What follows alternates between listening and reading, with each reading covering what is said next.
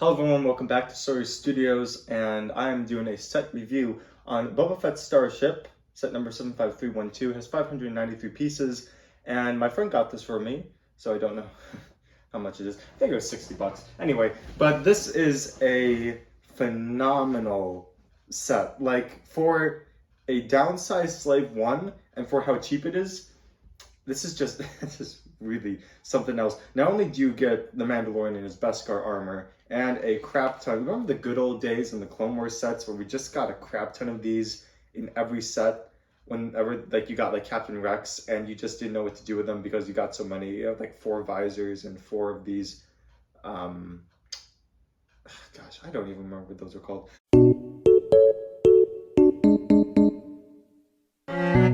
But anyway, we get a crap ton of those and an arm printed Boba Fett, which I'll be showing a close up of him because it's freaking awesome.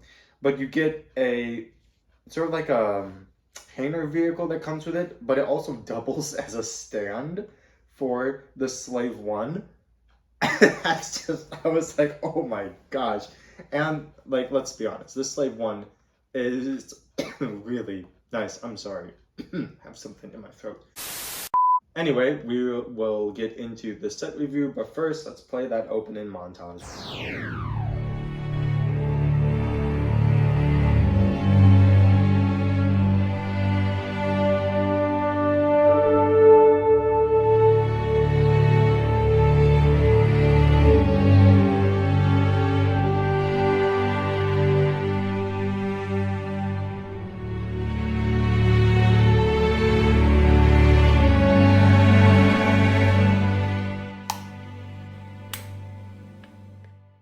So first of all, we get the Mandalorian in his Beskar armor.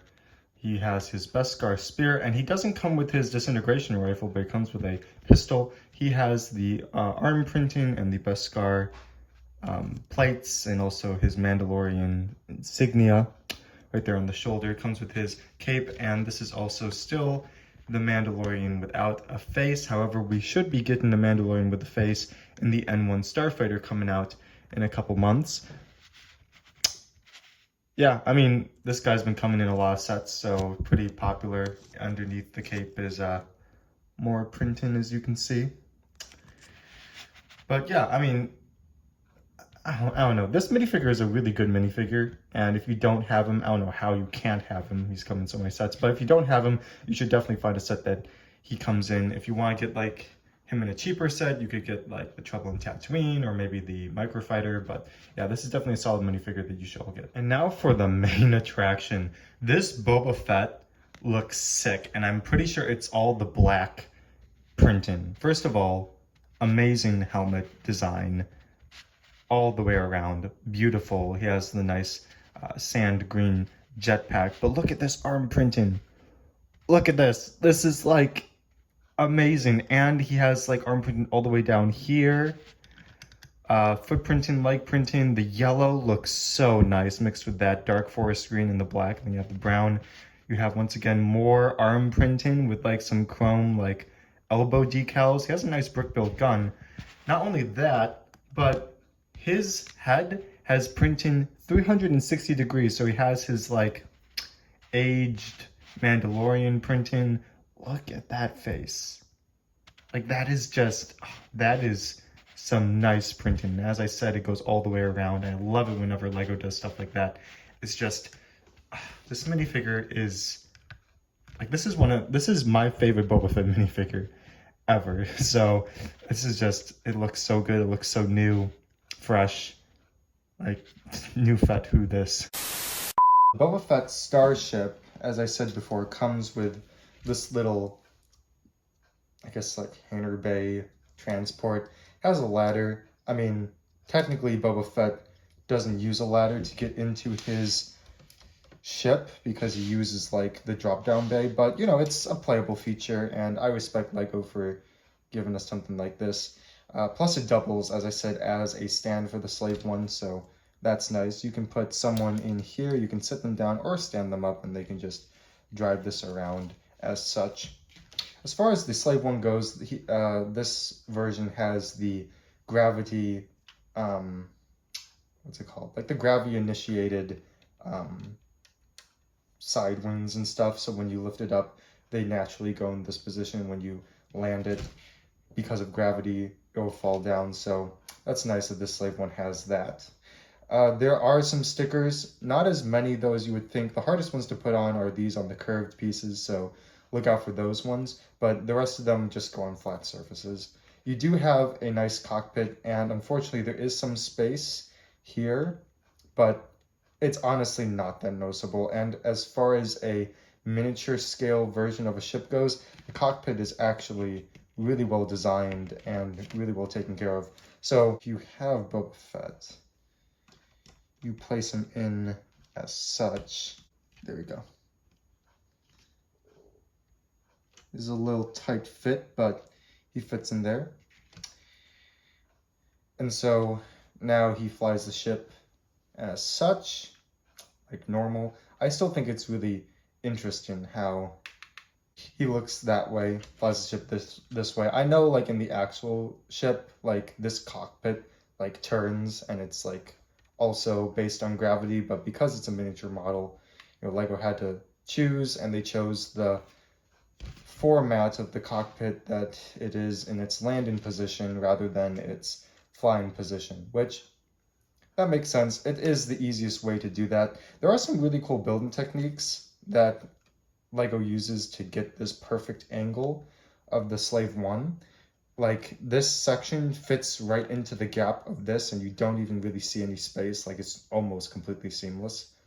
And so that's one way. It's just like really great technical work on the inside. Here's the back with the engines, pretty much just translucent orange studs and these bottom pieces. You do have some nice sort of like greebling on the side, but down here, I don't know, it's a pretty good back for a downsized Slave 1.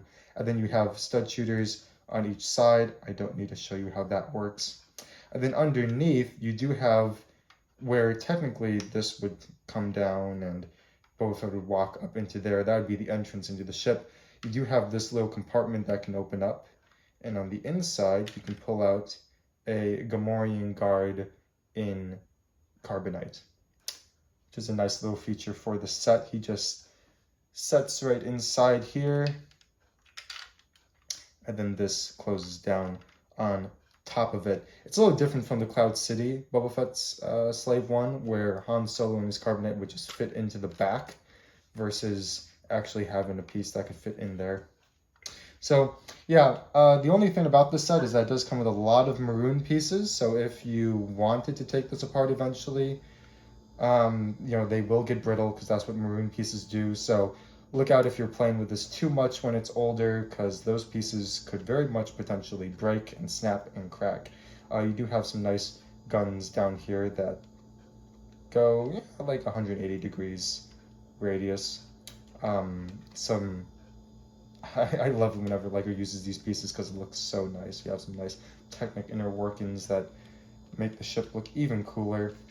And yeah, that is Boba Fett's Slave 1.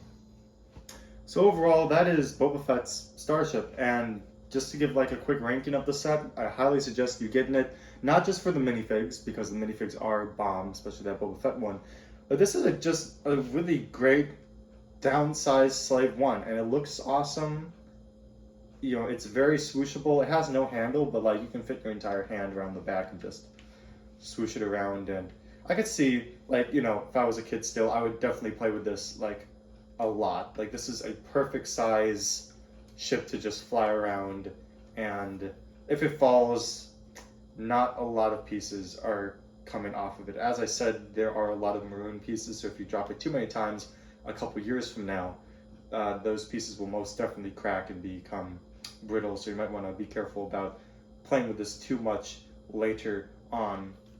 But yeah, that is Boba Fett Starship, and it's really awesome. So there you go. Please like, comment, and subscribe.